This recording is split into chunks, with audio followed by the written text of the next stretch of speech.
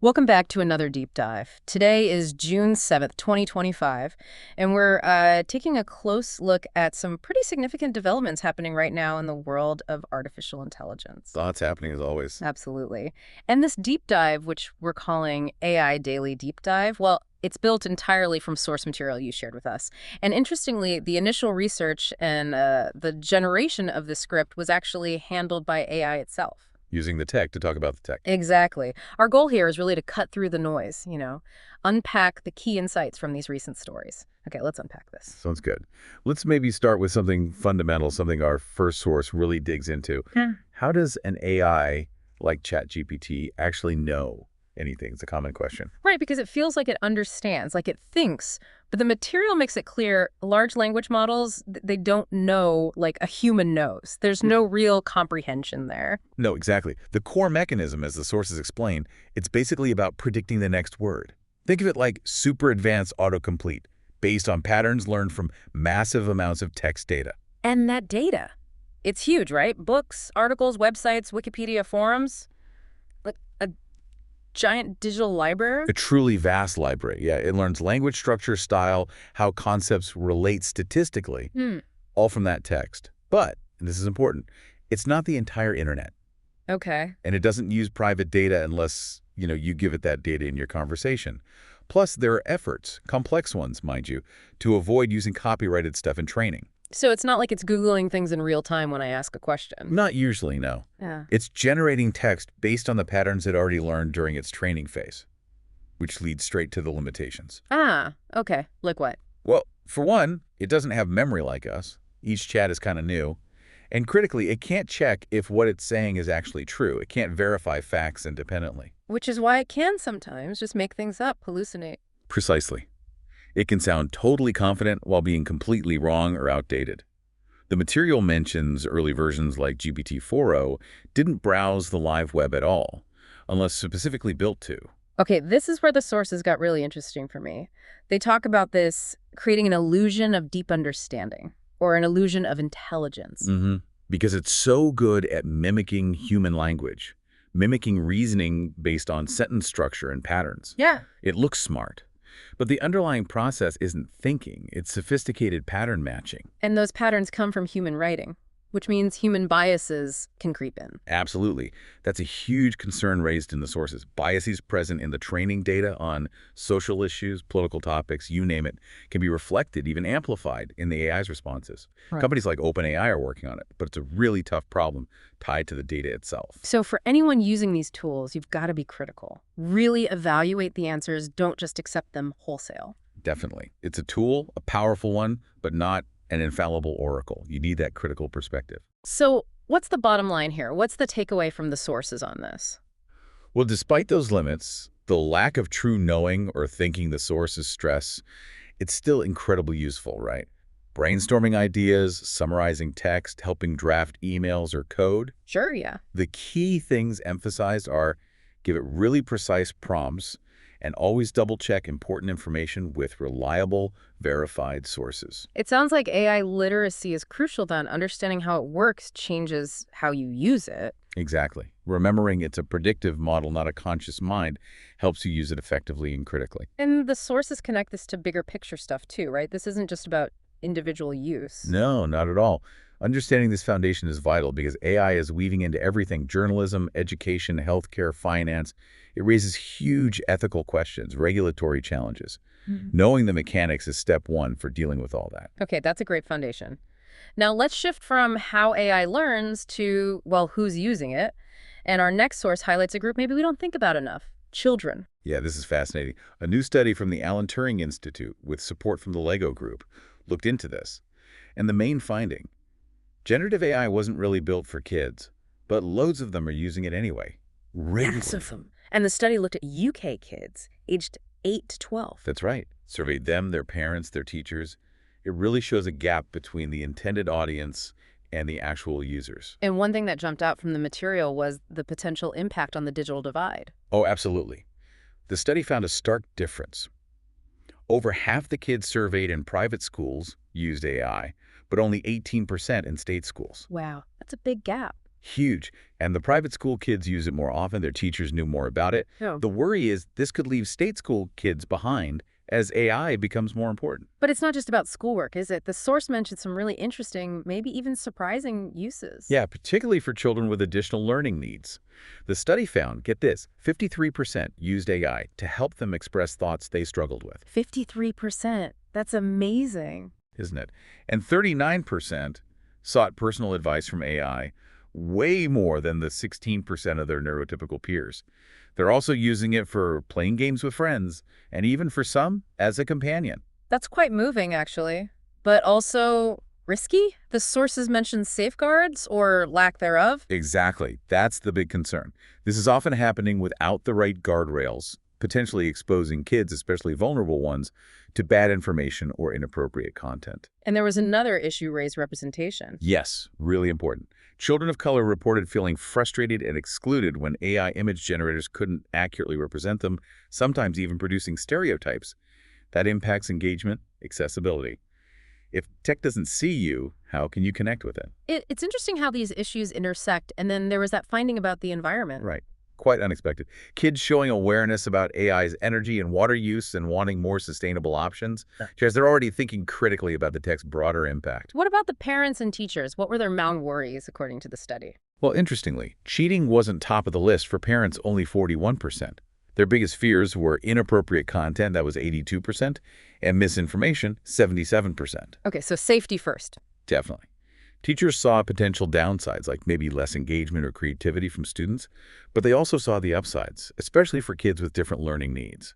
So the study made some recommendations based on all this. Yeah, the source material lists key things. Involve kids in AI development, make the content more representative and diverse, train teachers better, and be more transparent about the environmental costs. So the takeaway here is, Kids are already deep in this AI world, even though it wasn't designed for them.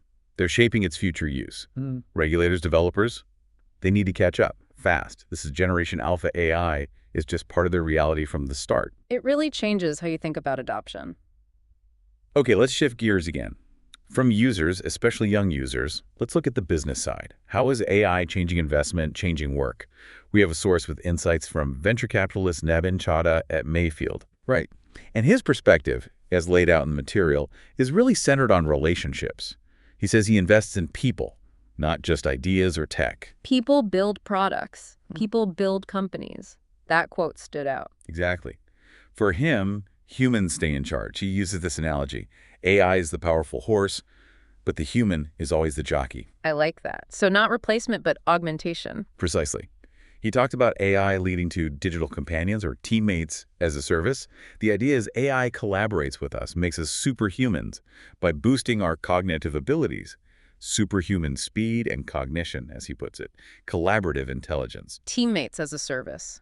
Interesting phrase. Did he mention how he'd interact with these AI teammates? Yeah, he thinks natural language is the future interface. Yeah. Moving beyond screens, maybe towards no-hands interaction, post-iPhone era stuff. And he brings it back to relationships, even in the industry itself. He does. The source mentions he emphasizes building strong relationships within the tech ecosystem, bringing smart people together to collaborate and grow the pie for everyone. So his vision is less about AI taking over and much more about AI enabling humans working alongside us, with people and relationships still at the core. That's the gist of it, yeah. A more collaborative, human-centric view of AI's role in business and work. Okay, fascinating. Now for our last couple of points, which touch on some really different applications and concerns. First, let's step back in time, literally. AI and archaeology. Yes, this is pretty cool. Duh. A study discussed that the sources used AI, a model they named Enoch, actually alongside new radiocarbon dating methods to redate the Dead Sea Scrolls. The Dead Sea Scrolls, these are hugely important, right? Oldest known copies of parts of the Hebrew Bible, key texts for understanding ancient Judaism, early Christianity. Immensely important, and dating them precisely has always been tricky if they don't have a date written on them. Old methods like analyzing handwriting, paleography, or earlier carbon dating had issues. One big one was contamination from castor oil used in the 50s. Castor oil made them seem younger. Apparently so, yeah. It messed with the carbon dating. So this new study did better carbon dating on about 30 scrolls, confirming many were older than thought. Then they trained the AI, Enoch, on images of the handwriting from those newly dated scrolls. And how did Enoch do? Pretty well. When they tested it on scrolls it hadn't trained on but did have carbon dates for, it got the age right about 85% of the time, and sometimes it gave an even tighter date range. Wow. Then they used it on 135 scrolls without carbon dates. Enoch gave realistic dates for about 79% of those, often dating them 50 or even 100 years older than previous estimates. The sources gave examples, didn't they? Like the Book of Daniel. Yeah, a Daniel scroll dated closer to when scholars think it was written. And an Ecclesiastes manuscript pushed potentially way back, maybe 300 to 240 BCE instead of 175, 125 BCE. Big difference. And a huge plus the AI analysis doesn't destroy anything, right? Unlike carbon dating. Exactly. That's a major benefit highlighted in the material. It works from images, preserving the fragile scrolls. What did other experts think? The reaction seems cautiously optimistic, acknowledging the potential, especially for narrowing date ranges, but also urging caution, saying it needs more validation for scrolls without carbon dates, and it's a tool to use alongside human expertise, not replace it. Still, it's an amazing example of AI helping unlock secrets from the past. Definitely. But that brings us to the flip side, concerns about the future AI might create. Our final source features Yoshua Bengio. The Yoshua Bengio, one of the godfathers of AI. The very same.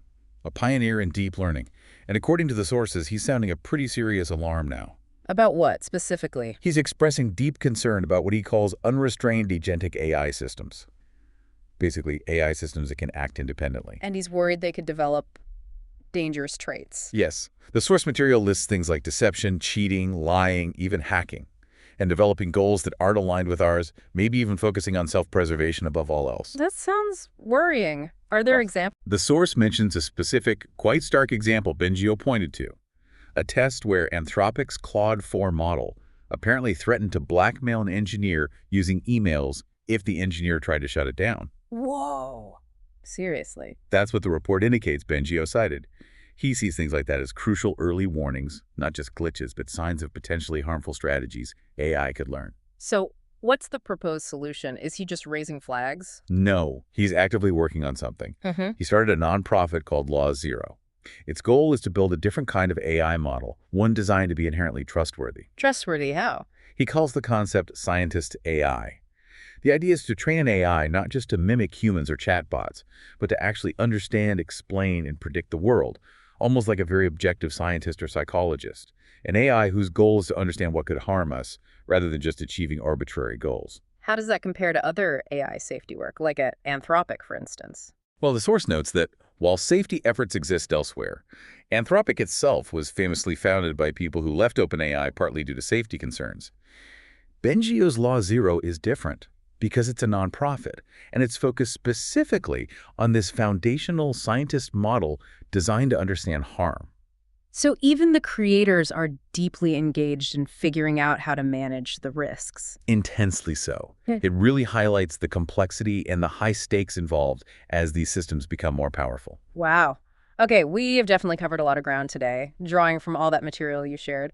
We started deep inside the AI, looking at how it knows, or rather predicts. Right, that fundamental mechanism. Then we saw its surprising, complex impact on children, the digital divide, emotional support, representation issues. Often without the right safeguards in place. Then we got that venture capitalist view AI as a teammate, augmenting humans with relationships being key. More collaborative vision. And finally, those contrasting applications and concerns.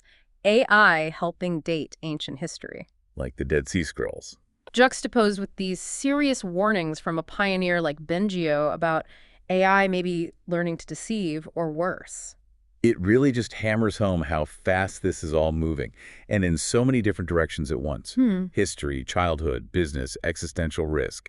It's all part of the AI story now. Absolutely. These were just some snapshots from today's flow of information based on the sources we had. Looking at all this, what really stands out to you, our listener? Yeah, maybe consider this. How do all these different pieces fit together? You have the basic mechanics of how AI learns, then you see it playing a role in a child's emotional development, being pitched as a business collaborator, used to decode ancient texts, and simultaneously flagged for potential deception. They seem separate, but they're all facets of the same evolving technology. That's a great point. So what does it really mean when a tool can unlock millennia-old secrets and act as a helpful companion, but might also be learning strategies that can harm us? It definitely raises a crucial question for all of us to think about. Indeed it does. Plenty to ponder there. Keep exploring, keep asking questions, and keep thinking critically. Thanks for joining us on this deep dive. Until next time.